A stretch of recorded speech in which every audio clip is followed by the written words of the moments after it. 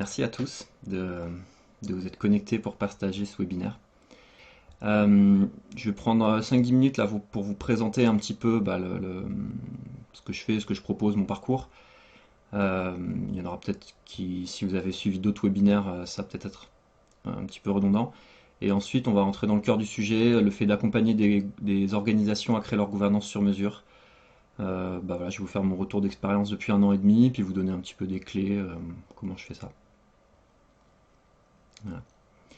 Euh, donc pour vous dire mon parcours brièvement, moi je suis parti voyager dès que j'ai fini mes études, j'avais besoin de sens, j'ai beaucoup de, notamment au niveau écologique, je voulais voir des alternatives, et je suis parti, voilà, voir, j'ai beaucoup vécu là depuis 10 ans dans les lieux collectifs, euh, voilà, dans des lieux très différents, que ce soit l'Arche de Saint-Antoine, Notre-Dame-des-Landes, l'Aérium, plein d'autres. Et j'ai pu voir du coup depuis, enfin, énormément de paradigmes de gouvernance différents. Du coup, j'ai vécu au boulot des modèles très hiérarchiques, pyramidaux. J'ai vécu dans des groupes qui étaient très libertaires, où l'objectif c'est de laisser le maximum d'autonomie aux gens. J'ai vécu dans des lieux qui étaient plus sur quelque chose voilà, d'horizontalité, d'aspiration au consensus, au consentement.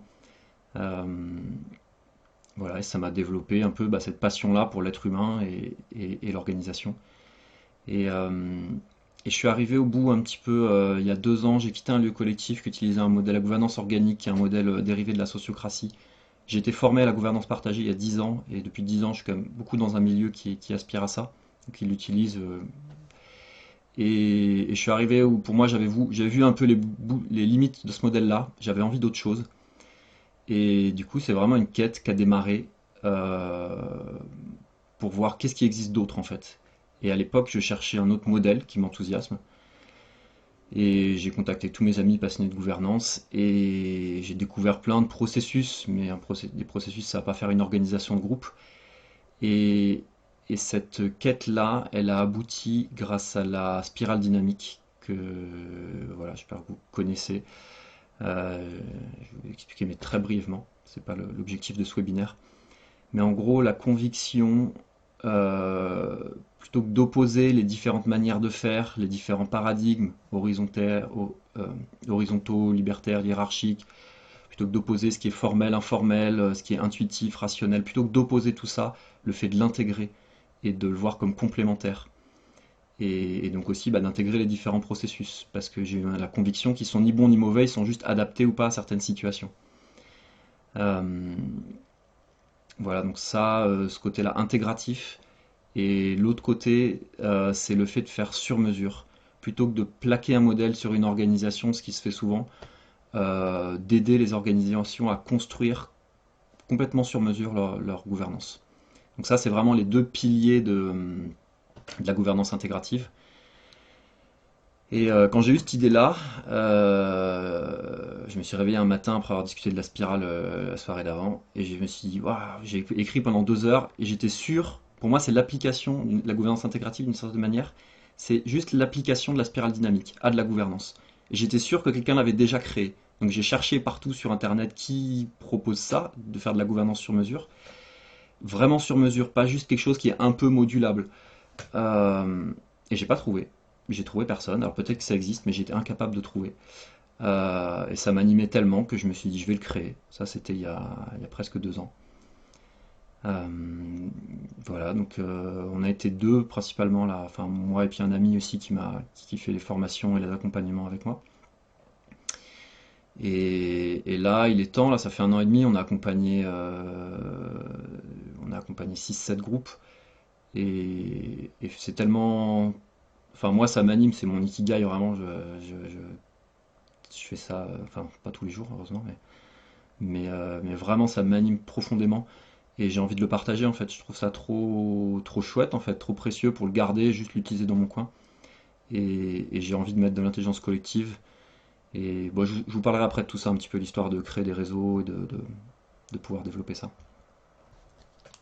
Donc là, je vais rentrer dans le cœur du sujet et je vais essayer de vous donner, pour que ça soit pas trop, pas que enfin de la théorie, c'est que basé sur de l'expérience, mais je vais vous donner aussi l'exemple de deux associations que j'ai accompagnées, euh, qui du coup ont créé des choses très différentes et je les ai accompagnées aussi un petit peu différemment parce qu'elles n'avaient pas les mêmes budgets, pas les mêmes contraintes, etc. Donc les deux associations dont je vais vous parler, il y a une association de permaculture qui est une association, quand la compagnie elle avait 1 an et demi d'existence, avec un fondateur très très actif qui centralisait beaucoup de choses, et ils n'avaient jamais fait une réunion de leur vie, enfin de la vie de l'asso. Il y avait un CA fantoche, lui c'était quelqu'un de charismatique. Il y avait 10 personnes, et c'est une asso très active, il y avait plein de chantiers qui se passaient, de formations, de partenariats et tout ça, une dizaine de bénévoles très engagés, une cinquantaine d'adhérents. Euh, voilà un petit peu. Pour la première asso qu'on a accompagnée. Je la détaillerai après hein, dans les exemples. Et la deuxième asso là, que j'ai accompagnée, qui est plus récente, c'est une association d'écologistes qui font des études scientifiques, des études sur le terrain et de l'animation sur de la pédagogie et l'environnement.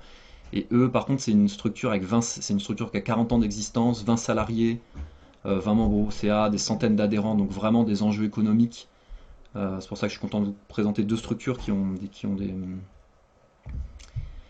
des enjeux très différents. Voilà. Et, donc eux, un fonctionnement beaucoup plus classique, voilà, avec un fonctionnement hiérarchique aussi, pas que, mais beaucoup d'aspiration à l'horizontalité. Renaud, je vois que tu lèves la main. Oui, par rapport à ton association de permaculture, moi j'ai déjà lu l'article que tu as fait. C'était pour savoir si tu allais redire ce qu'il y avait dans l'article ou pas. Non, je vais pas redire l'article, mais voilà, si jamais vous êtes intéressé pour le lire sur le site gouvernanceintégrative.com, vous avez dans les articles, c'est s'organiser. Le titre de l'article, c'est s'organiser sans réunion, parce qu'effectivement, c'est une asso qui avait jamais fait de réunion et ils ont envie d'avoir les mains dans la terre et pas les cuches sur une chaise, donc ils ont créé une gouvernance quasiment sans réunion. On la verra à la fin. Je vous donnerai le résultat de leur travail. Euh, voilà un petit peu. Et ben, n'hésitez pas hein, ouais, à creuser des points, à me poser des questions si à un moment ça vient. Moi j'ai préparé comme une trame avec tous les points un petit peu, les points un peu clés de ce type d'accompagnement. Euh, une première question là par exemple qui s'est posée dans le fait d'accompagner, c'est... Ah oui, ce que je voulais dire aussi c'est que moi j'ai accompagné, j'ai vécu 10 ans dans des écolieux, dans le milieu associatif et tout ça, donc c'est vrai que c'est plutôt à ce public-là où j'ai de l'expertise en tout cas, mais la gouvernance intégrative, vous allez le voir, ça peut vraiment s'adapter à tous les types de structures, quoi. Que ça soit des entreprises, de la démocratie participative, des administrations, etc. Vu que c'est 100% sur mesure, voilà. Bon, ça, vous allez le découvrir plus tard. Mais moi, c'est clair que je peux pas m'adresser à tous les publics. Je manque, voilà, je me spécialise là où je suis compétent, quoi. Donc, une des premières questions qui s'est posée là quand on a accompagné les organisations, c'est est-ce qu'on modifie l'existant ou est-ce qu'on part de zéro quand on leur propose une nouvelle gouvernance? On a fait les deux. Par exemple, l'association de permaculture, qui avait que 1 an et demi d'existence, qui avait un fonctionnement très informel, du coup centralisé sur le fondateur, on est parti de zéro. Euh, et après, par exemple, pour la structure, l'association d'écologistes, eux, on est parti de l'existant. Déjà parce qu'ils étaient beaucoup plus anciens, donc ils avaient beaucoup plus de processus, d'historique. Et je pense qu'il est important là, dans ce cas de figure-là, c'est de ne pas déstabiliser la structure. Je sais qu'il y a des modèles de gouvernance, par exemple l'holacratie, où c'est un peu, on fait table rase du passé, on signe une nouvelle constitution, on va utiliser que des nouveaux processus euh, moi personnellement, je suis assez, voilà, je pense qu'il faut être vigilant à pas déstabiliser les gens, déstabiliser la structure. Et ça peut être la demande, et aussi de faire attention de qui émane la demande quand il y a une demande de changer la gouvernance d'une structure. Voilà, est-ce que c'est une demande, est-ce que c'est un besoin qui est partagé par tout le monde de l'organisation, ou est-ce que c'est par exemple le leader ou le dirigeant ou le président, la présidente qui veut ce changement-là et qui peut-être a lu des livres qui l'ont vachement inspiré sur les entreprises libérées ou autres, n'importe, et du coup veut un changement quoi. Parce que moi en tout cas c'est ma position, moi je me mets au service d'une organisation. Et donc Voilà, donc pas que de là où est le pouvoir actuellement. Si jamais c'est une organisation qui est plutôt pyramidale, je vais pas me mettre qu'au service du sommet de la pyramide, quoi. Euh, euh, voilà. Et donc justement pour prendre en compte comme ça, pouvoir prendre en compte bah, tous les acteurs de l'organisation. Alors des fois c'est un écolieu, voilà, il va y avoir 10 personnes qui sont tous à égalité. Mais après que ce soit dans les entreprises ou les associations, il y a des types de membres, d'acteurs très différents. Et des fois qui sont nombreux. Là par exemple l'association d'écologistes, il y avait 20 personnes au CA, 20 personnes en salariés. Donc c'était compliqué, enfin en plus les salariés, c'est très dur pour eux de se rendre disponibles. Bon, les bénévoles aussi. Euh, et, et moi je suis convaincu que pour faire du bon travail et créer vraiment une gouvernance au service de l'association, il faut prendre en compte tous les types de membres et, et encore mieux pouvoir inclure toutes les personnes. Euh, Parce qu'ils font tous partie de l'organisation, ils vont tous utiliser la nouvelle gouvernance. Et donc si c'est très nombreux, forcément ça va être compliqué. Moi j'aime bien quand même faire une demi-journée avec ce que je dis, c'est le maximum de monde possible. Voilà, tous ceux qui peuvent venir. Euh, S'il y a la moitié de l'assaut, c'est déjà pas mal, c'est bien qu'il y ait une masse critique. Voilà, une demi-journée, ça reste assez court, qui sert du coup à faire un diagnostic, à mettre un peu de la conscience sur ce qui peut bien marcher, qu'on va essayer de garder ou de renforcer, ce qui va dysfonctionner. Euh, et c'est l'occasion aussi de mettre en lumière, parce que de poser les bases, parce que la gouvernance, c'est pas qu'une histoire de processus, loin de là. Il y a beaucoup toutes les croyances, toutes les valeurs qui vont influencer. Et des fois, on va se retrouver dans une organisation avec des gens qui ne jurent que par le consensus, d'autres personnes qui ne jurent que par l'autogestion, d'autres personnes, eux, le côté hiérarchique, la clarté, la responsabilité, ça leur va très bien. Et, et je trouve ça hyper fort. Là, moi, j'ai créé, enfin, adapté des jeux pour mettre les gens en situation de dire, bah tiens, on va faire quelque chose ensemble et on va se mettre dans un paradigme particulier. Donc un paradigme, voilà, par exemple, que ce soit celui du consensus ou un libertaire ou hiérarchique. Et du coup, on va réaliser des choses ensemble. Et ça permet. Et du coup, suivant le jeu que je propose, euh, il y a des jeux où le consensus ça va hyper bien marcher, d'autres où c'est l'inverse ou que ce soit. Donc je vais faire vivre au groupe des situations qui vont leur permettre de mettre de la conscience sur les limites de chaque manière de faire, les limites et aussi les avantages. Et du coup, ça sert ça un petit peu à poser des bonnes bases, à ouvrir un peu l'esprit des gens et à leur dire mais oui, on a besoin d'intégrer une diversité de processus. Et ça, c'est un petit peu un gage de l'adhésion, c'est créer les bases pour avoir l'adhésion à la gouvernance qui sera créée plus tard, quoi. Enfin, la gouvernance intégrative qui sera créée. Souvent, je complète aussi le diagnostic s'il y a de nombreuses personnes, tout le monde peut être là par un questionnaire, quelque chose par écrit, qui donne du coup à tout le monde l'occasion de participer. Et ce qui est important, c'est pas forcément que 100% des membres répondent, mais en tout cas, c'est de donner une chance à tout le monde d'être impliqué. Et ça, c'est aussi un gage d'adhésion pour la suite, en fait. Et ça permet aussi un travail de qualité, parce que tout ce qu'on va récolter comme matière première, comme problématique, elles vont servir à moi et au groupe de travail à créer une gouvernance de qualité qui répond aux enjeux. Euh, voilà. Donc, une des premières étapes là, c'est voilà, cette phase-là de diagnostic, de poser un peu des bases en grand groupe. Et ensuite, la suite du travail, le cœur du travail, je le fais avec un groupe de travail de. Moi, je considère que 3 à 6 personnes, c'est bien. Euh, pour avoir ce groupe de travail qui puisse être représentatif de tous les types de membres de l'association, donc des personnes qui sont plus à des postes de responsabilité, des postes qui sont plus à des postes de salariés avec moins de responsabilité, si c'est une asso, des membres du CA, des bénévoles, voilà un peu tous les niveaux hiérarchiques, tous les types de membres, et représentatif aussi, c'est important un peu des opinions, des aspirations. Que par exemple ce que j'ai vu dans certains projets, euh, c'est des gens par exemple qui ne veulent plus, qui en ont marre des réunions, qui ne viennent plus aux réunions. Et le problème c'est qu'ils vont pas venir au travail sur la gouvernance, souvent. Enfin, a priori, parce que voilà, c'est pareil, on va être en groupe discuter, etc. Et c'est hyper important de prendre aussi en compte les membres qui peut-être la gouvernance actuelle, ils en peuvent plus. Et voilà, et donc que ces opinions-là soient aussi représentées dans le groupe de travail.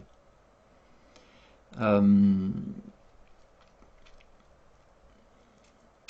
Voilà un petit peu pour le groupe de travail. Il y a plein de manières. Ce qui est important, c'est qu'il soit légitime aussi, le groupe de travail, qu'il ait la confiance du groupe. Parce que ce groupe de travail, moi, quand je le crée, ça fait partie des conditions un peu de base qu'il soit souverain. C'est-à-dire, il va créer la nouvelle gouvernance et on va pas la revalider au consensus après ou la remodifier en grand groupe immédiatement. Parce que si on passe plusieurs jours à créer un travail de qualité, et à approfondir vraiment un sujet, ensuite le reconfier à un grand groupe qui n'a pas les informations, qui n'a pas creusé le sujet. Euh, voilà, je trouve ça bien. Donc, comment moi je fais, c'est le mandat souvent avec lequel je travaille, c'est qu'on crée un groupe de travail qui doit être représentatif du groupe, qui doit avoir sa confiance et qui va être souverain, mais qui va créer une gouvernance à expérimenter. C'est-à-dire, on va dire, on va l'expérimenter pendant 3 mois, 6 mois, 1 an, etc. Et au bout de cette année, enfin au bout de cette expérimentation-là, l'ajuster et là faire une validation définitive de ce qui a été testé. Et là, du coup, tout le monde aura eu l'expérience de la nouvelle gouvernance, donc tout le monde sera capable de se positionner de manière pertinente, quoi. Et à ce moment-là, bah, si on est dans une organisation très horizontale, par exemple, bah là, voilà, on pourra valider la nouvelle gouvernance au consentement ou autre. Puis après, bah, suivant le type d'organisation, si on est dans une organisation hiérarchique, ça se fera autrement, la validation, c'est clair. Euh,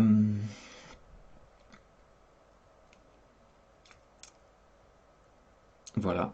Par rapport à ça, nous, le seul échec, enfin échec, pour moi, la seule fois où on s'est planté en accompagnant un groupe, c'est justement quand on a voulu créer la gouvernance en grand groupe. C'était une école démocratique, ils étaient une quinzaine, et on a essayé de faire ce travail-là en grand groupe. Et honnêtement, ça surchauffait quoi. Ils se sont arrachés les cheveux. Alors, à un moment, on les a mis en sous-groupe quand même pour qu'ils puissent échanger plus facilement. Mais c'est un travail quand on va vraiment se plonger là dans le travail de créer la gouvernance, c'est un travail qui est très créatif, où il y a énormément de possibles et plein d'aspirations différentes et autres. Et à 15 là, ils n'ont jamais réussi à converger en fait. Et ça aurait pris énormément de temps. Et on a coupé court au bout d'un moment. Et on a fini au final par créer un groupe de travail. C'était le premier groupe qu'on a accompagné, ça, ils ont un peu essuyé les plâtres. Bon.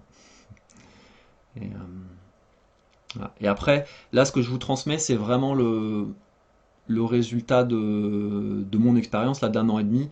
Et ça ne veut pas dire que la gouvernance intégrative ne peut être transmise que comme ça, ou qu'on peut accompagner des organisations à créer leur gouvernance que comme ça. Si ça se trouve, il y en aura parmi vous qui vont aussi faire ça et qui vont réussir à faire ça avec tout le monde. Pourquoi pas? Et peut-être qu'ils auront des meilleurs outils d'intelligence collective que moi. Ouais, Jérém, tu as une question?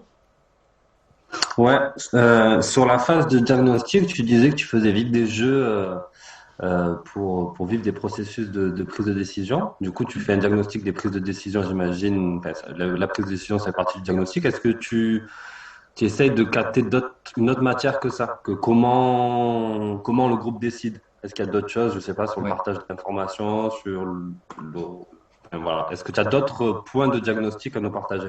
ouais. Les points de diagnostic, bah, effectivement, il y a tout ce qui est prise de décision. Moi, je leur fais mettre de la conscience sur toutes les manières dont les décisions se prennent dans l'organisation. Ce qui souvent révèle des surprises en fait. Alors ils vont les dire les plus courantes, hein, les rôles, le consensus, le vote à la majorité, etc. Ça ils vont le dire, il n'y a pas de souci. Et après c'est vachement intéressant de mettre de la lumière sur plein de choses qui sont pas dans les statuts, qui sont pas prévues, qui sont de l'ordre plus de l'informel, mais qui sont aussi très présentes dans les décisions de la structure. Donc ça c'est vachement instructif de mettre la lumière là-dessus.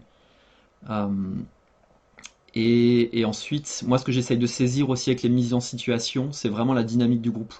C'est moi, du coup, je vais recréer par des exercices des situations de collaboration et de voir comment ça se passe en fait. Comment se répartit le leadership, comment est-ce qu'ils arrivent à échanger, à se prendre en compte les uns les autres. Enfin, je l'observe et après, suivant le jeu, je vais aussi leur donner la parole ou pouvoir dire ce qu'ils ont vécu. Et moi, ça me donne pas mal d'informations sur le. Ça, c'est très riche en informations pour moi, pour voir vraiment la dynamique du groupe et comment il fonctionne, quoi. Ouais. Là, je vais pas vous détailler forcément là, tous les jeux. Moi, j'ai créé pas mal de jeux et d'exercices pédagogiques comme ça pour ça, que ce soit pour le diagnostic ou pour transmettre des outils. Ça, c'est des choses, on les transmet dans les formations. Là, c'est vrai que voilà, le Zoom de 50 minutes, ça va être un peu court pour ça. Euh, voilà, le GT. Ensuite, on arrive au corps du travail, du coup, avec le groupe de travail, créer la nouvelle gouvernance. Moi, j'aime bien le présenter comme ça. Je trouve que c'est une manière claire de le présenter. Qu'est-ce que c'est le travail sur la gouvernance? C'est de clarifier et de décider qui va décider de quoi et comment. Alors, qui décide de quoi? Vous imaginez que ça va être totalement différent suivant les structures, suivant l'objet, les missions de l'organisation, ces tâches. Donc ça, on va dire, des fois, c'est même presque leur sauce interne, quoi. Moi, en tout cas, je les aide je fais en sorte qu'ils clarifient ça, quoi. Des fois, ils le font sans moi. Euh, mais voilà, définir vraiment le périmètre de responsabilité des différentes instances, des différentes personnes. Et, euh, et ensuite, il y a un gros travail sur le comment, du coup. Et la proposition de la gouvernance intégrative, on peut la voir d'une certaine manière comme la plupart du temps en gouvernance, on a un modèle. euh, on va faire une image avec des Lego par exemple. C'est comme si on avait une espèce de construction en Lego. Et ben on a un modèle où voilà, on adopte la construction, on l'adopte pas. Et moi, comment j'ai créé la gouvernance intégrative, c'est parce que je connais pas tout, hein, je maîtrise pas tout, mais en gros, quand je découvre comme ça des nouvelles manières de faire, je les déconstruis. Je déconstruis le modèle avec toutes les briques et pour revenir à que des briques essentielles. Bah, dire tiens, là il y a un processus intéressant, là il y a une manière intéressante de s'organiser, etc. De d'élire des gens, d'attribuer des rôles. Et ça, en gros, ça nourrit toute une boîte à outils, du coup, qui est très large et qui est hyper adaptative et qui permet de s'adapter à tous les cas de figure, de dire, tiens, là, on n'arrive pas à se réunir, là, on a des gens qui parlent pas la même langue, là, on a des gens qui ont des cultures très différentes, là, on est très nombreux, on est dans l'urgence, etc. Et donc, d'avoir une boîte à outils très très large. Et, euh, et moi, vu qu'on a fait avant le diagnostic de toutes les manières qu'ils ont de décider, je peux voir un peu avec l'expérience, je peux voir qu'est-ce qui leur manque. Par exemple, de dire, mais tiens, en fait, ils n'ont aucun processus rapide. Donc forcément, dès qu'ils sont dans l'urgence, ça fait plein de tensions. Ou tiens, ils n'ont pas de processus pour décider en grand groupe, qui marche bien, pour décider à 20 ou à 30. Donc moi, je repère assez vite quand il y a quand il y a des manques, et je leur propose, du coup, je pioche dans la boîte à outils pour leur proposer des processus, et des fois créer des variantes, créer une variante spécifiquement pour eux. Euh, voilà, qu'ils ont besoin, et donc combler un petit peu les manques qu'ils ont au niveau des processus. Mais moi j'ai tendance à leur laisser, s'ils ont des processus qu'ils utilisent déjà, et ben ils vont continuer à les utiliser. Donc c'est en ça que la gouvernance intégrative, en même temps le côté sur mesure, des fois ça peut un peu faire peur. Le côté intégratif et sur mesure de oula, ça va être hyper compliqué. Mais en fait c'est hyper intuitif. Et vu moi je pars souvent de l'existant, de ce que les gens ont l'habitude, enfin du fonctionnement de l'assaut ou de la structure, c'est très intuitif en fait. Et donc, je reviens un petit peu sur les deux possibilités. Le travail avec le groupe de travail, j'ai fait deux options jusqu'à maintenant. Il y en a une où je transmets au groupe de travail un petit peu toutes les informations dont il a besoin pour créer la nouvelle gouvernance. Donc je leur transmets des nouveaux processus et surtout la clé de voûte, c'est parce que quand on n'a qu'un processus, c'est simple. Si on décide tout, on vote à la majorité, on ne se pose pas la question. On a un truc à décider, hop, on vote. Mais forcément, quand on a plusieurs processus et quand on introduit plusieurs processus dans une organisation, sachant que je connais aucune organisation qui n'a vraiment qu'un processus, hein. Des fois, il n'y a qu'un seul processus formel, mais forcément, il y a autre chose. Euh, c'est quand est-ce qu'on utilise quel processus. Et le risque, c'est que ça soit flou et que ça crée du coup tout le temps des divisions, des tensions, des conflits, parce que il y en a certains qui veulent utiliser tel processus, d'autres un autre, etc. Donc ce qui est hyper important quand on crée une gouvernance intégrative, c'est d'avoir de la clarté là-dessus, quelque chose qui soit simple, rapide et pertinent pour, euh, pour faire le choix du processus. Donc ça c'est vraiment la clé de voûte et vous verrez avec Là, je rentre pas dans les détails. Vous verrez notamment ces deux associations-là. Je vous donnerai leur gouvernance après. Vous verrez comment elles font ce choix de processus. Qu'est-ce qu'elles ont choisi. Donc première option, c'est je transmets un peu tout ça. C'est presque une formation du coup, quasiment, au groupe de travail. Et ensuite, c'est eux qui vont créer la gouvernance. Donc je les laisse. Ça va dépendre de leur budget, mais il y en a, par exemple, la de permaculture, je les ai laissés en autonomie. On leur a fait 2 jours. 2 jours, c'était tout compris. C'est-à-dire, il y avait il y avait le diagnostic, la formation, et ensuite je les ai laissés en autonomie. Eux, ils ont fait 3 réunions de 2 heures, et ils ont créé leur nouvelle gouvernance. Voilà, ils ont pris un mois, 3 réunions en un mois, et puis hop, c'était parti. Et il y a d'autres groupes, par exemple l'assaut d'écologistes que j'ai accompagné, c'était dans le cadre du DLA, une mission sur 4 jours, 4 jours en présentiel. Eux, je les ai accompagnés tout au long. Alors, c'était pas 100% de la gouvernance, l'accompagnement, mais eux, je les ai accompagnés. On a créé, de toute façon, les salariés n'avaient pas le temps hors accompagnement, donc on a tout créé. Moi, j'étais avec eux tout au long du processus de création. Et ça, forcément, ça va dépendre un peu du budget, de la structure, quoi, et de leur demande et du temps qu'ils ont. Est-ce qu'ils ont du temps à côté? Euh, et moi, vraiment, mon kiff, c'est de rendre les gens autonomes. C'est peut-être pas la meilleure option au niveau business, hein, vaut mieux avoir des clients dépendants, mais moi ce qui me fait kiffer c'est de rendre les gens autonomes. Et du coup j'aime bien leur transmettre le plus de, de- de connaissances possibles pour qu'ils puissent et aussi continuer à transformer leur gouvernance après, et surtout qu'ils puissent la créer eux-mêmes, qu'ils puissent eux-mêmes choisir les processus qu'ils veulent utiliser, eux-mêmes choisir comment ils vont faire les choix de processus. Et voilà, moi c'est mon kiff. Et sachant qu'il y a des contre-exemples, j'en ai un, la plupart des groupes, je les ai accompagnés comme ça, c'est vraiment eux qui ont créé la gouvernance, et notamment l'assaut d'écologistes dont je vous parlais, qui est un contre-exemple. Euh, ou notamment sur la question de comment on choisit le processus, comment on fait le choix du processus, parce qu'on manquait de temps, voilà, on avait plein de sujets à traiter, on manquait de temps, c'est moi en gros qui leur ai suggéré, on aurait pu y passer 1 ou 2 heures à brainstormer, et en intelligence collective à les aider à accoucher de ça. Et là, vu qu'on manquait de temps, je leur ai proposé quelque chose. Je leur ai dit, écoutez, ça, je pense que ça va vraiment bien marcher pour vous. Qu'est-ce que vous en pensez? On a passé une demi-heure à améliorer le truc et c'était parti, quoi. Euh, voilà, donc ça, c'est une option. Pour moi, c'est une option vraiment si le groupe a très peu de temps, très peu d'énergie. Moi, je sens que si je me plonge un peu dans son fonctionnement, après, il me faut quand même 1 ou 2 journées pour bien saisir l'organisation, mais créer la gouvernance d'un groupe, honnêtement, des fois, en 1 heure, je pourrais le faire. Enfin, si je le fais tout seul, en 1 heure, c'est fait, quoi. Mais c'est tellement plus pertinent si c'est eux qui le font. Ils connaissent vachement. Moi, je suis peut-être expert en gouvernance, mais eux, ils connaissent vachement mieux leur organisation que moi. Donc, c'est aussi dans la collaboration que va se faire le meilleur travail, quoi. Où il y a eux, leur connaissance fine de l'organisation et moi de la gouvernance. Donc ça, c'est un des boulots que j'ai fait là pour mettre justement de la, de la clarté en fait et de la conscience sur tout ce qui existe au niveau processus de gouvernance. Je me suis appuyé notamment sur la spirale dynamique pour, euh, pour créer ça, qui m'a aidé à réintégrer des familles de processus que j'avais pas en tête. Et voilà, donc ça c'est une possibilité, hein. Il y aura peut-être, je pense que ça évoluera un peu au fur et à mesure du temps pour compléter. Là, j'ai classé un petit peu les processus par famille pour mettre de la clarté. Il y a un moment où je voulais lister les processus, mais en fait, je me rends compte qu'il y a plein de variantes qui existent. Par exemple, le consensus, il existe plein de variantes. De manière de consulter, il y a plein de variantes aussi. Et je trouve ça hyper intéressant de pouvoir nommer ces variantes. Mais si on fait juste une liste de processus et qu'il y en a 15, 20, 50, et que vous accompagnez une organisation, vous leur ramenez la liste de 50, ils vont être paumés, quoi. C'est intéressant moi de les avoir dans ma boîte à outils, mais je peux pas les apporter comme ça. Il faut du coup leur apporter un peu de clarté. Et du coup, je trouve que l'organisation en famille, elle est vachement aidante pour ça.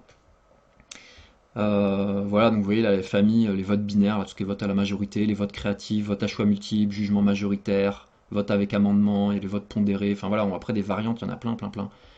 Tout ce qui est autour de la liberté, organique libertaire, tout ce qui est horizontal, l'unanimité, consensus, consentement, les rôles, euh, processus consultatif, suivre un signe, tout ce qui est irrationnel, ça notamment, je l'ai rajouté grâce à la spirale, tout ce qui est divination, tirage de cartes, astrologie, etc., qui, comme l'humanité, a beaucoup utilisé ça. Et il y a encore des gens, moi c'est pas mon truc, mais il y a plein de gens qui aiment décider comme ça. et le hasard. Décision algorithmique. euh, ouais, bref, non, je manque un peu de temps là, il nous reste un quart d'heure, désolé, je vais pas développer. Euh, Ça, c'est des trucs qu'on les développe en formation. Ouais.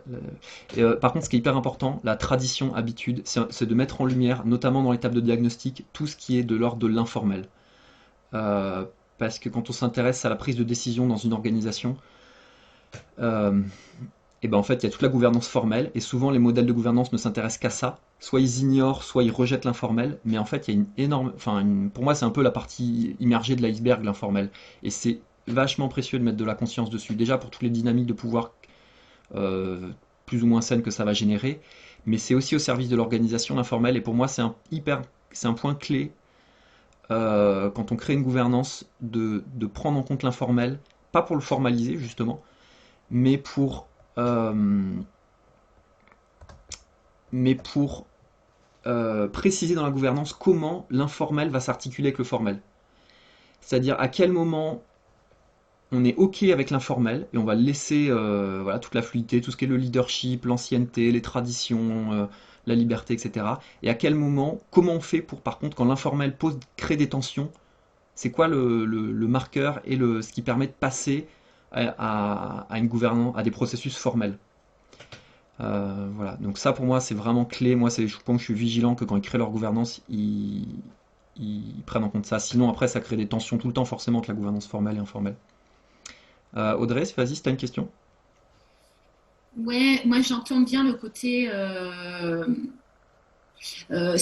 faire quelque chose sur mesure au groupe, s'inspirer de la spirale dynamique. Moi j'accompagne des groupes en habitat participatif. Mm. Déjà, clairement, mes groupes ils sont verts. Enfin, Mm. voilà. Donc j'ai beau me dire oui, la spirale dynamique, mais en fait c'est que si on va voir des élus, ou que si on va voir. Enfin, mais globalement, je suis quand même dans une dominante verte. Et moi, j'arrive souvent sur des groupes qui n'existent pas ou qui sont vraiment très peu matures. Mm. Et moi, je pratique la sociocratie et je trouve qu'il y a une culture à amener, à porter, à travailler pour vraiment. Par contre, j'ai plusieurs manières d'utiliser la sociocratie. Je vais avoir le processus strict et j'ai des prises de température au pouce qui sont beaucoup plus légères. Mm. En tout cas, moi, je vais là-dessus. Après, je sais que dans le collectif dans lequel je vis depuis 10 ans, on est sur la sollicitation d'avis, dans pas mal de décisions, etc. Donc, je vois bien le côté sur mesure. Cependant, euh, j'ai l'impression qu'il y a un côté. Enfin, moi, comme je le ressens, c'est plus une recherche de maturité pour accepter de se détacher du je décide de tout. Parce que dans la sociocratie, il y a la sociocratie, on décide tous ensemble, et puis après, il y a la sociocratie, on définit des sous-groupes qui vont décider. C'est encore de la sociocratie, mais c'est plus la même structuration. Enfin, moi, j'observe en tout cas qu'il y a quelque chose d'évolutif dans le temps, dans les organisations que j'accompagne. Et je dis bien que j'accompagne, je pense que c'est très différent d'entreprise. Mais je suis pas dans cette démarche. Enfin, j'ai pas l'impression que ce soit adapté, que à un groupe qui se crée, je leur dise bon bah alors qu'est-ce qu'on va pouvoir faire, quoi, comment. Je trouve que c'est trop complexe au démarrage. Voilà, c'était marrant. Ouais, merci, Audrey. Ouais, merci, ça me fait penser à plein de trucs intéressants. Moi, j'ai travaillé là pas mal avec des écolieux aussi, donc le même milieu que toi, très vert, avec des groupes nouveaux. Honnêtement, ça marchait quand même très très bien, hein, créer gouvernance sur mesure. Et les gens, en fait, même si le groupe manque de maturité en tant que tel, souvent les individus, alors à niveau divers, hein, mais ont de la maturité par les autres groupes dont ils ont fait partie. Et, euh, et ce qui est important au niveau, pour moi, de l'éthique de la gouvernance intégrative, c'est de se mettre au service du groupe. Et si on est un groupe qui aspire, et ne pas priver les gens de leur expérience, si on est un groupe qui aspire à quelque chose de très libertaire, eh ben, moi je les accompagne à créer une gouvernance très libertaire. Ou s'ils aspirent vraiment au consensus, au consentement, bah, je vais les aider à créer une gouvernance où ils vont avoir ça. Euh, donc vraiment s'adapter. C'est pas le but de faire une espèce de gouvernance hyper élevée où on intègre tous les niveaux de la spirale forcément. Euh, un espèce d'idéal comme ça. Il y a des groupes, je pense qu'ils ont besoin de faire cette expérience-là. Ils aspirent à quelque chose, ils ont besoin d'en faire l'expérience. Et en tout cas, moi, ce que je trouve précieux, c'est de les prévenir, de dire, ah ok, vous voulez faire énormément de consensus ou énormément de consentement, ok. Mais faites attention parce que si vous êtes très nombreux, si vous êtes dans l'urgence, si vous êtes etc., vous risquez d'avoir ces problèmes-là. Et généralement, j'ai pas besoin moi de l'apporter, c'est les gens du groupe qui ont déjà fait cette expérience ailleurs et qui peuvent du coup avoir une vigilance à ça. Et le groupe qui se dit, ah oui, c'est vrai que peut-être qu'il faut qu'on ait aussi pas que le consentement comme manière de décider. Et honnêtement, j'ai jamais rencontré un groupe homogène, complètement homogène, où tout le monde est à fond sur exactement le même processus. Et heureusement, parce que du coup, il y a cette diversité-là qui est apportée. Euh, et je pense surtout que ça permet. Moi, par exemple, j'ai galéré pendant 10 ans avec des trucs dans des groupes hyper horizontaux où on s'épuisait, où il y avait le côté chronophage, on s'épuisait. Et j'ai mis 10 ans à oser penser, mais en fait, peut-être que on a besoin d'autres choses aussi, pas que d'horizontalité. Peut-être qu'on a besoin aussi d'intégrer de la verticalité, plus de liberté, plus d'autres choses. Et moi, je considère que mon rôle dans ces cas-là, quand un groupe il veut vraiment expérimenter quelque chose, c'est juste de l'aider à en tirer les leçons et de le préparer en fait à son prochain pas en fait, de dire bah ok, expérimentez ça, et puis vous verrez peut-être, et peut-être qu'au bout de mettre 10 ans comme moi, bah peut-être que si je peux leur apporter un peu de mon expérience, ils mettront que 6 mois à pouvoir passer à l'étape d'après en fait, et à se dire ah oui, on a besoin d'intégrer autre chose. Je vois qu'il y a des questions, mais désolé, j'ai besoin d'avancer un peu sur le. Et c'est chouette là, tous ces échanges, mais je vois que sinon je vais pas pouvoir vous faire la fin du programme. Mais je peux reprendre les questions à la fin s'il y a le temps, on prendra encore un peu de temps.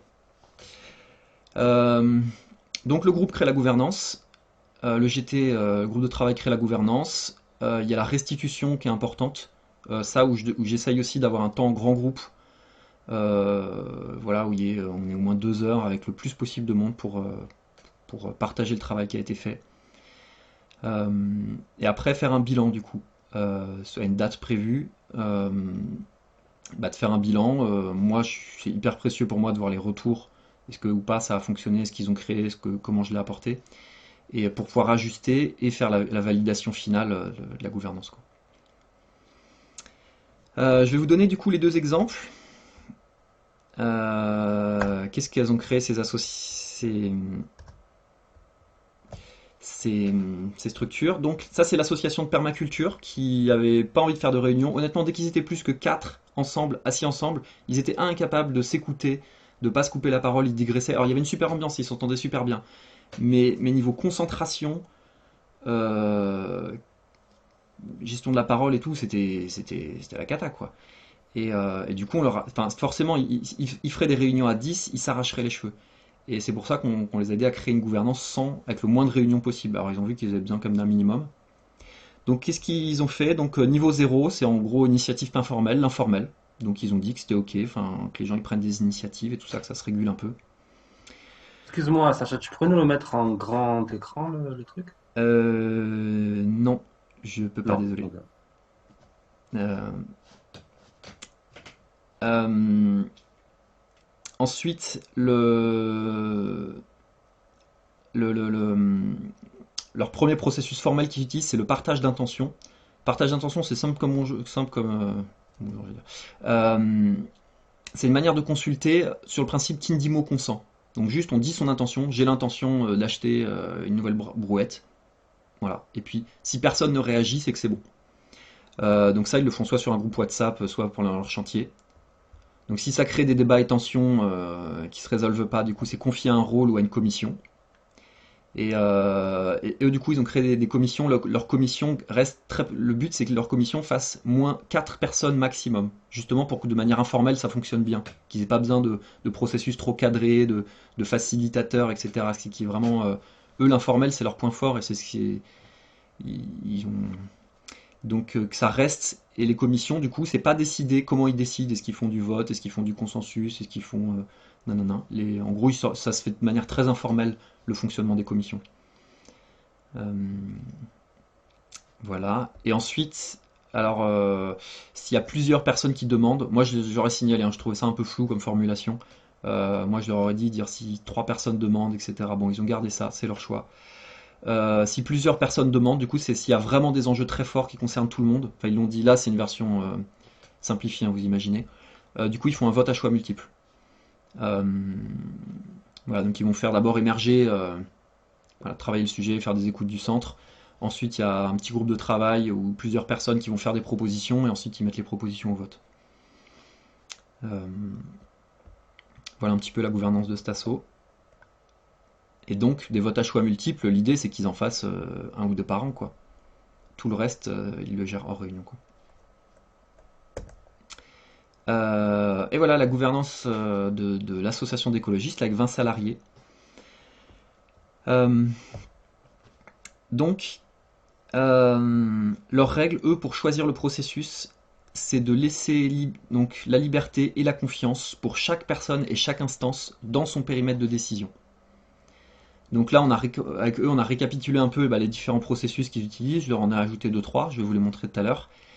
Et en gros, plutôt que d'essayer de faire un schéma où dit, bah tiens, un achat, dire, par exemple, décaler une réunion, il faut faire ça avec tel processus, etc. De dire à chaque fois quelque chose de très, comme si on voulait faire, de dire à chaque fois quelle décision est prise comment. Au début, ils partaient un peu sur ça. Mais ils ont vu que, en fait, la même décision, bah, des fois on a des conditions différentes, des fois on est dans l'urgence et on va pas pouvoir la décider en réunion, alors que ça le mériterait parce que l'enjeu est fort. Et donc là on fait confiance aux gens pour choisir un processus pertinent. Et par contre, pour sécuriser quand même un peu le truc, il y a une possibilité de recours. C'est si je suis en désaccord avec la manière dont quelqu'un prend ses décisions, après une décision, par exemple, bah, il décide tout seul et du coup il ne prend pas en compte, ou au contraire, il ramène tout le temps la décision en réunion et ça nous épuise, et bah, du coup je vais le voir et j'essaie soit de le comprendre, soit de le convaincre. En tout cas, voilà, je vais le voir pour essayer de trouver une solution. Si jamais le désaccord persiste, c'est le N+1, du coup le niveau au-dessus, soit la personne, soit l'instance, qui va trancher sur le processus à utiliser. Et le N+1 là est aussi responsable du périmètre voilà, de décision. Voilà, ça c'est un exemple de ressources que je leur ai fourni, quoi. Eux, par exemple, ils ont une problématique, ils ont du mal à se réunir, que ce soit au CA ou les salariés. Donc du coup, là, la liste de processus, là en bleu, c'est les processus qu'ils utilisent. Ça ne veut pas dire qu'ils ont le droit d'utiliser que ça, mais en tout cas, c'est ceux qu'ils utilisent le plus couramment ou ceux que j'ai rajoutés. Et du coup, ils sont classés un peu de facile au difficile, quoi. Donc chacun fait ce qu'il veut, décision individuelle, c'est hyper facile à distance, les rôles aussi, la tradition, partage d'intention, il suffit d'envoyer un mail ou un truc.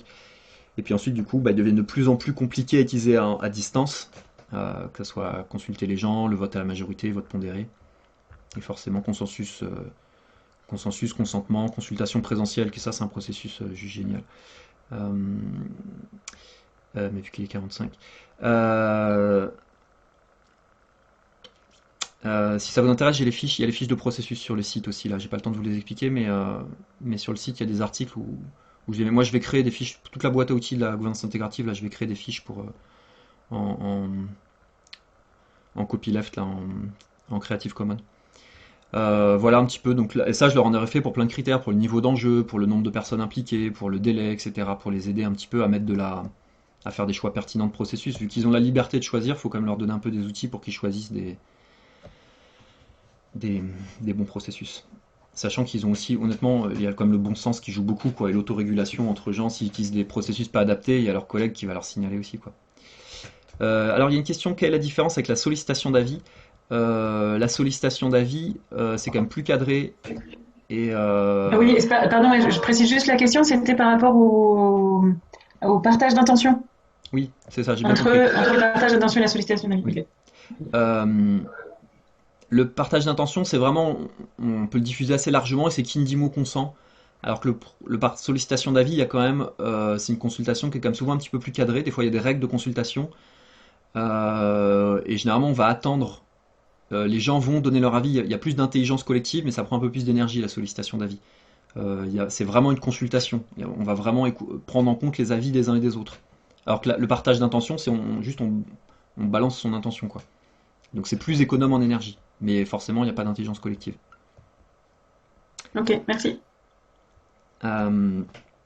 Ok. Et voilà, donc moi, ça fait 1 an et demi là que j'accompagne des groupes comme ça. Et franchement, c'est super simple, c'est super intuitif. Et c'est vraiment kiffant à faire, quoi. De pouvoir vraiment me mettre à leur service et plutôt que de vouloir les changer. Ça, c'est quelque chose qui m'a toujours frappé avec certains modèles de gouvernance.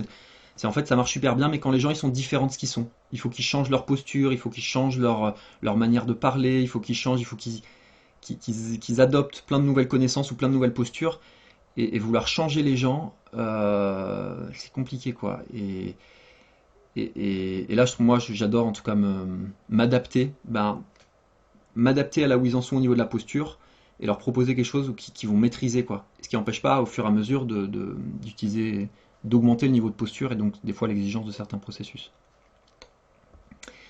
Voilà un petit peu là tout ce que je fais depuis 1 an et demi qui m'éclate.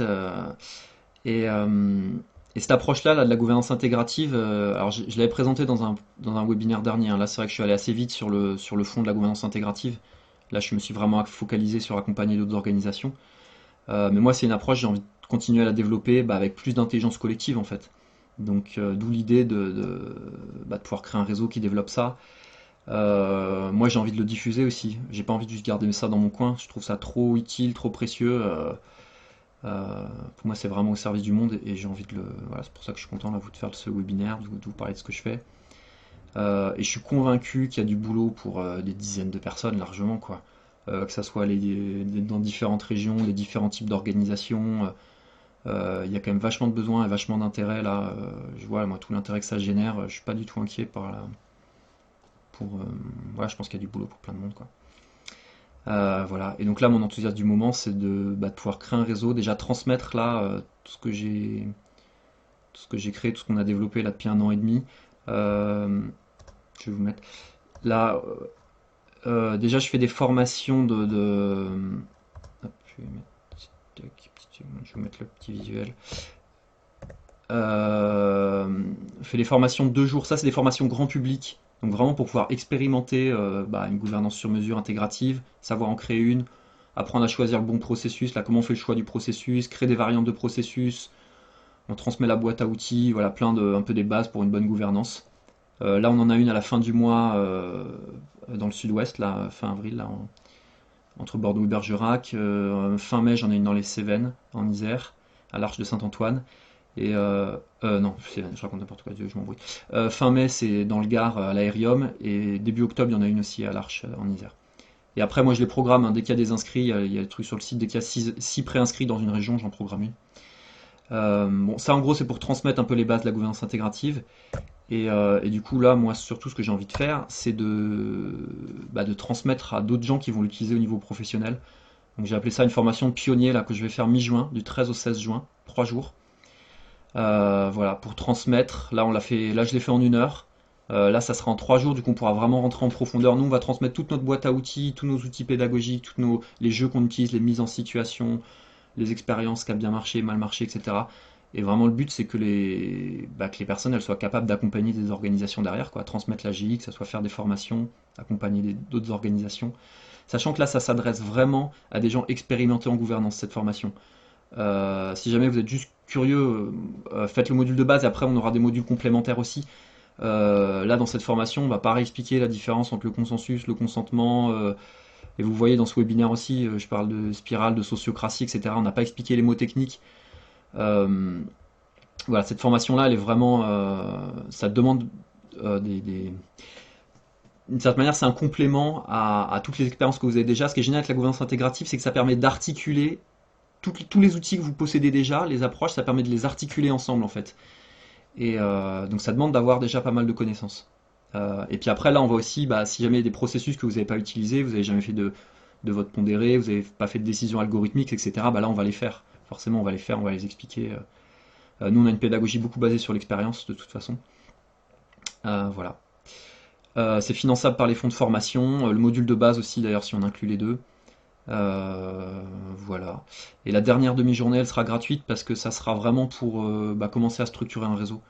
Voilà, pour développer ça, que ça soit s'entraider, hein, que ça soit s'entraider au niveau professionnel ou développer l'approche, quoi. Continuer à créer des communs, développer sur différentes manières parce que moi j'ai ma manière de transmettre la gouvernance intégrative et je pense qu'il y a d'autres gens qui auront des variantes, en fait, d'autres manières de la transmettre et c'est top aussi, quoi. Je vous donne, si jamais ça vous enthousiasme, là, voilà, si jamais ça vous parle, je vous mets mon adresse directe. Vous pouvez voilà, m'écrire si vous avez envie de raisonner avec ça, si vous avez envie de collaborer, si vous êtes intéressé par les formations ou autres. Et maintenant, je vous rends la parole. S'il y a des questions, c'est ouvert. Je veux bien, je continue de réagir, mais de tous les processus, je trouve les gens ne sont pas à l'aise avec l'ensemble des processus et ils peuvent pas, la plupart ne sont pas à l'aise avec les processus consensus, consentement si on ne leur a pas appris, alors que le vote, on est né avec le vote et on sait voter. Enfin, c'est des processus qui sont très différents et je pense qu'il y a quand même, avant d'aller sur ce choix du sur-mesure, il faut quand même pouvoir justement maîtriser enfin voilà, je vois pas comment un groupe pourrait choisir le consentement s'il n'a jamais entendu parler en fait. Oui, je suis tout à fait d'accord avec toi, Audrey. Et effectivement, un groupe qui utilise le consentement, il faut qu'il soit formé à ça. C'est quasi indispensable pour que ça se passe bien. Et bah soit les gens ils ont le budget, ils ont le. Et c'est le problème, hein, c'est qu'il y a plein de gens là en ce moment, plein de groupes qui utilisent le consentement ou bon, consensus aussi, ou la sociocratie, qui sont en fait peu ou pas formés, mal formés, qui ont du turnover et du coup ils galèrent. Et ils galèrent pour ça parce qu'ils n'ont pas le niveau de formation. Et, euh, et moi je leur insiste, j'insiste lourdement. Moi je suis pas personnellement, il y aura des formateurs bien meilleurs que moi pour transmettre le consentement, la sociocratie. Mais en tout cas, je leur dis, si vous voulez utiliser ces processus-là, formez-vous. Moi, je peux déjà leur apporter pas mal de choses, mais formez-vous, il faut que tout le monde soit formé.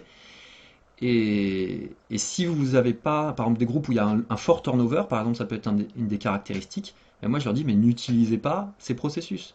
N'utilisez pas la sociocratie ou le consentement, et on va vous trouver une gouvernance. Si vous voulez un fort niveau d'adhésion, il y a d'autres manières de l'avoir. Le vote à choix multiple, vous aurez aussi des très hauts niveaux d'adhésion. Avec la consultation présentielle aussi, vous aurez des forts niveaux d'adhésion. Il y a d'autres manières d'être aussi d'une certaine manière dans du vert, dans du soin de la relation, dans quelque chose d'horizontal, que le consentement. Et, mais je suis tout à fait d'accord avec toi sur la nécessité de bien maîtriser les processus. J'ai une question, c'est possible? Oui, bien sûr. Déjà, merci Sacha pour la présentation. La question, c'était justement sur le niveau d'accompagnement que tu peux avoir. Mm. Par exemple, poursuivre aussi le partage de Audrey. Si tu vas leur proposer un process, que ce soit pour le vote ou pour les conflits qu'ils peuvent avoir, jusqu'à où tu les accompagnes pour justement intégrer ce process d'un point de vue collectif, donc le côté à l'aise et l'expérience, mais d'un point de vue individuel aussi. Par exemple, si on prend le vote, ça va sûrement heurter ou percuter ma représentation de voter ou ma représentation du conflit et de ce que ça peut me demander. Et sur le côté des ressources et des émotions aussi, ce que ça va pouvoir me faire jouer si on choisit ce process-là ou pas, cet outil-là ou pas. Est-ce que tu vas jusqu'à ce niveau-là ou pas? Merci. Eh ben, le niveau d'accompagnement, alors là, si on se place d'un point de vue professionnel, hein, il va beaucoup dépendre du budget en fait et de- de- du, du degré d'accompagnement qui est possible, combien de jours on a ensemble. Euh, et c'est sûr que moi, le minimum que je leur fais, c'est les laisser autonomes sur l'utilisation du processus. Donc qu'il y ait des membres dans l'organisation, si par exemple je leur introduis pas quoi, le vote à choix multiple, qu'il y ait des gens, ou des gens qui peuvent faciliter, qui le maîtrisent. La plupart des processus, ils sont hyper intuitifs. Tous les processus consultatifs, comme disait Audrey, le vote, les rôles, la liberté, la tradition, euh, etc. Tout ça, c'est hyper intuitif. Il y a pas forcément besoin de formation pour ça. Mais effectivement, il y a des processus qui vont soulever des vraies questions de valeur, d'adhésion, et, euh, et là, ouais, c'est bien d'accompagner le groupe. Et, euh, et c'est bien de les accompagner aussi sur du long terme, en fait. Moi, pour l'instant, malheureusement, j'ai hâte d'avoir un accompagnement où je peux accompagner une structure sur 1 an ou 2 ans. Pour l'instant, j'ai pas eu ce type de contrat. Et, euh, et là, en gros, souvent, malheureusement, là, les groupes que j'ai accompagnés, enfin, enfin, malheureusement, ils ont des ressources. Honnêtement, moi, j'ai une grande confiance dans l'intelligence collective des groupes. Bah, ils le font eux-mêmes, quoi, un petit peu ce boulot-là, et parce que tu as des gens dans l'organisation qui vont beaucoup aimer le vote, d'autres qui vont pas aimer. Du coup, bah, ils vont échanger entre eux. Ça va être plus ou moins fluide, mais ils vont trouver une manière de faire ensemble au final, quoi, bon gré mal gré. Et puis sinon, ils vont changer leur gouvernance si à un moment ça crée trop de tension. Si par exemple ils ont un processus qui crée plein de tensions, l'objectif c'est qu'ils gardent leur gouvernance vivante de toute façon, qu'elle continue à évoluer, donc bah, ils vont changer le processus, enfin s'ils font bien s'ils prennent soin de leur organisation. Ouais, Renaud? Yes. Par rapport au groupe de pionniers, là, est-ce Ouais. que tu as un peu défini la raison d'être de ce groupe et si c'est pas le cas, est-ce que tu as défini ou en complément tes attentes, enfin, les attentes que tu as envers les participants de ce groupe? Ouais, par rapport au groupe de pionniers, là où on va créer le réseau aussi à cette occasion-là, euh, moi j'ai pas d'attente vis-à-vis des gens, c'est-à-dire que ça, c'est pas, moi je vais transmettre tout ce que je peux pour que les gens ils puissent réutiliser la gouvernance intégrative. Euh, et après les gens ils en font enfin, ils font ce qu'ils veulent, s'ils veulent travailler seuls de leur côté en tant qu'indépendants. Moi j'ai quand même un truc, gouvernance intégrative, moi là je suis en train de déposer une marque parce que j'ai envie que le nom soit associé à une qualité. Les idées, enfin je dis là je crée les ressources en Creative Commons, les idées, le fait de faire sur mesure, intégratif, machin. Ça pour moi ça appartient à l'humanité et puis voilà les idées vont se diffuser, quelqu'un un jour écrira la gouvernance je sais pas quoi avec les mêmes idées ou avec des idées similaires. Peut-être quelqu'un l'a déjà fait dans un autre pays, j'en sais rien. Mais par contre, moi, ouais, moi je veux quand même qu'il y ait une qualité associée au nom. Voilà, donc si les gens font des formations ou autres, il y a un petit processus de certification. Mais en tout cas, les gens qui veulent accompagner des groupes, qui veulent utiliser les outils, et même le nom, hein, s'ils utilisent leur nom dans leurs accompagnements, de toute façon, j'ai aucune manière de le vérifier. Donc, les gens, ils peuvent être autonomes derrière. Moi, je transmets tout. À la fin de la formation, les gens, ils en font ce qu'ils veulent. Euh, mais la dernière demi-journée, du coup, qui est gratos, ça sera sur la création d'un réseau. Et là, honnêtement, ça va se construire, on va le construire ensemble. Euh, Moi, je vois que ça me, voilà, j'ai pas envie moi là de un peu de créer un truc tout seul ou juste auquel les gens s'adaptent. Moi, je sais de quoi j'ai envie, de quoi j'aspire, c'est de l'entraide au niveau professionnel, que ça soit sur des aspects très concrets. Bah tiens, comment on trouve des clients, tiens, j'ai besoin d'un processus pour tel cas de figure, qui sait quelque chose à me proposer, etc. Se faire des retours d'expérience, faire du codev, faire des journées, que ça soit des trucs en visio au moins une fois par an. Moi j'adorerais qu'il y ait une rencontre une fois par an pour faire un labo, expérimenter partager nos pratiques pour expérimenter. Et créer des communs ensemble, en fait, créer une base un peu de commun sur bah ouais, sur ces idées-là, quoi. Et développer l'approche, en fait, parce que les gens, ils vont l'enrichir aussi, parce les gens, ils n'auront pas exactement la même approche que moi. Alors, il faut une base commune, qui est quand même assez intégratif et sur mesure. Et, euh, et après, les gens, ils vont ajouter leurs propres outils, leurs propres sensibilités, et ça va être génial, rien que de pouvoir échanger, enfin, de pouvoir être avec d'autres gens qui ont d'autres approches. J'ai hâte de ça. Mais ça sera volontaire. Merci à tous pour Ah, votre participation. C'était chouette, hein, votre implication là. C'était sympa aussi toutes les questions. voilà. Et je vous souhaite peut-être à bientôt.